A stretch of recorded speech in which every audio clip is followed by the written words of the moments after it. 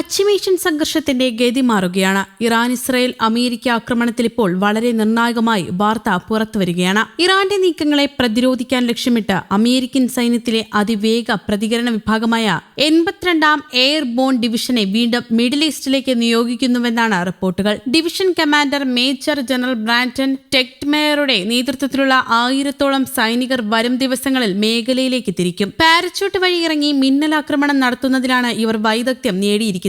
ഇറാനുമായി സമാധാന ചർച്ചകൾ നടക്കുന്നുണ്ടെന്ന് ട്രംപ് ഭരണകൂടം അവകാശപ്പെടുമ്പോഴും യുദ്ധസജ്ജമായ സൈനിക വിന്യാസം മേഖലയിൽ ആശങ്ക വർദ്ധിപ്പിക്കുകയാണ്. യുദ്ധത്തിന് മുന്നോടിയായി വിവിധ താവളങ്ങളിൽ വിന്യസിപ്പിച്ച 50,000 അമേരിക്കൻ സൈനികർക്ക് പുറമെയാണിത്. അമേരിക്ക കരയുദ്ധത്തിന് ഒരുങ്ങുകയാണെന്ന റിപ്പോർട്ടുകൾക്കിടയിലാണ് കര സൈനികരുടെ പുതിയ വിന്യാസം. 82ാം എയർബോൺ ഡിവിഷനിലെ 2000 സൈനികരാണ് പശ്ചിമേഷ്യയിൽ പുതുതായി എത്തുന്നത്. ലോകത്തെവിടെയും 18 മണിക്കൂറിനുള്ളിൽ വിന്യസിക്കാൻ ശേഷിയുള്ള 3000 സൈനികരടങ്ങുന്നതാണ് ഈ ഡിവിഷൻ. ഇമ്മീഡിയറ്റ് റെസ്പോൺസ് ഫോഴ്സ് വിഭാഗത്തിൽപ്പെട്ട ഒരു ബറ്റാലിയൻ സൈനികരും ഡിവിഷൻ സ്റ്റാഫുമാണ് ആദ്യഘട്ടത്തിൽ പുറപ്പെടുന്നത്. 18 മണിക്കൂറുകൾക്കുള്ളിൽ ലോകത്തിന്റെ ഏത് ഭാഗത്തും എത്തിച്ചേരാൻ ശേഷിയുള്ളവരാണ് ഇവർ. നിലവിലെ വിന്യാസം ഒരു റെഡി യൂണിറ്റ് എന്ന നിലയിലായിരിക്കുമെന്നും അടിയന്തര സാഹചര്യമുണ്ടായാൽ മാത്രം ഇവരെ പോരാട്ടത്തിന് ഉപയോഗിക്കുമെന്നും പ്രതിരോധ വൃത്തങ്ങൾ സൂചിപ്പിക്കുന്നു. അതേസമയം പശ്ചിമേഷ്യൻ യുദ്ധം അവസാനിപ്പിക്കാൻ ഇറാന് മുന്നിൽ 15 നിർദ്ദേശങ്ങൾ അമേരിക്ക വച്ചിരുന്നു. ഇറാന്റെ ആണവ പദ്ധതിക്ക് മേൽ കർശന നിയന്ത്രണം, ഹോർമൂസ് കടലിടുക്ക് വീണ്ടും തുറക്കൽ തുടങ്ങിയവയാണ് ഇതിൽ പ്രധാനപ്പെട്ടവ.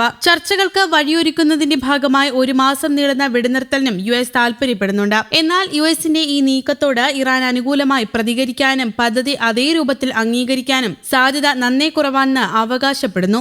ഇറാന്റെ ആണവശേഷിയും ബന്ധപ്പെട്ട സൈനിക സംവിധാനങ്ങളും നിർവീര്യമാക്കണമെന്ന നിർദ്ദേശവും അമേരിക്ക നിർദ്ദിഷ്ട പദ്ധതിയിൽ മുന്നോട്ട് വച്ചിട്ടുണ്ട്. ഇതിന് പകരമായി ഇറാന് മേൽ ഏർപ്പെടുത്തിയിരിക്കുന്ന ഉപരോധം ഭാഗികമായി പിൻവലിക്കാമെന്ന് US പറയുന്നു. കൂടാതെ ഇറാന് പുറത്ത് സ്ഥിതി ചെയ്യുന്ന ഊർജ്ജ സംവിധാനത്തോട് കൂടിയതും യുഎന്നിന്റെ മേൽനോട്ടത്തിലുള്ളതുമായ സിവിലിയൻ ആണവ പദ്ധതി, ഇറാന്റെ സമ്പദ് വ്യവസ്ഥയെ പുനരുജ്ജീവിപ്പിക്കാനുള്ള സാമ്പത്തിക സഹകരണം തുടങ്ങിയ വാഗ്ദാനങ്ങളും അമേരിക്ക മുന്നോട്ട് വച്ചിട്ടുണ്ടെന്നാണ് വിവരം. അതേസമയം ഇറാനെതിരായ യുദ്ധം തുടരണമെന്നാണ് USന്റെ സഖ്യകക്ഷിയായ ഇസ്രയേലിന്റെ നിലപാട്. ട്രംപിനോട് യുദ്ധം തുടരണമെന്ന് അഭ്യർത്ഥിക്കുന്ന ഇസ്രയേൽ വെടിനിർത്തൽ നിർദ്ദേശം കേട്ട് അമ്പരന്നെന്ന് ഉന്നത വൃത്തങ്ങളെ ഉദ്ധരിച്ച് വാർത്താ ഏജൻസിയായ AP റിപ്പോർട്ട് ചെയ്യുന്നു. ഫെബ്രുവരി 28-ാം തീയതി ആരംഭിച്ച യുദ്ധം 4 ആഴ്ചയായി ശമനമില്ലാതെ തുടരുകയാണ്. പാകിസ്ഥാനിൽ നിന്നുള്ള മധ്യസ്ഥർ മുഖാന്തരമാണ് ഇറാന്റെ മുന്നിലേക്ക് US നിർദ്ദേശങ്ങൾ വച്ചതെന്നാണ് വിവരം. US, ഇസ്രയേൽ, ഇറാൻ യുദ്ധത്തിൽ മധ്യസ്ഥത വഹിക്കാൻ തയ്യാറാണെന്ന് നേരത്തെ പാകിസ്ഥാൻ വ്യക്തമാക്കിയിരുന്നു.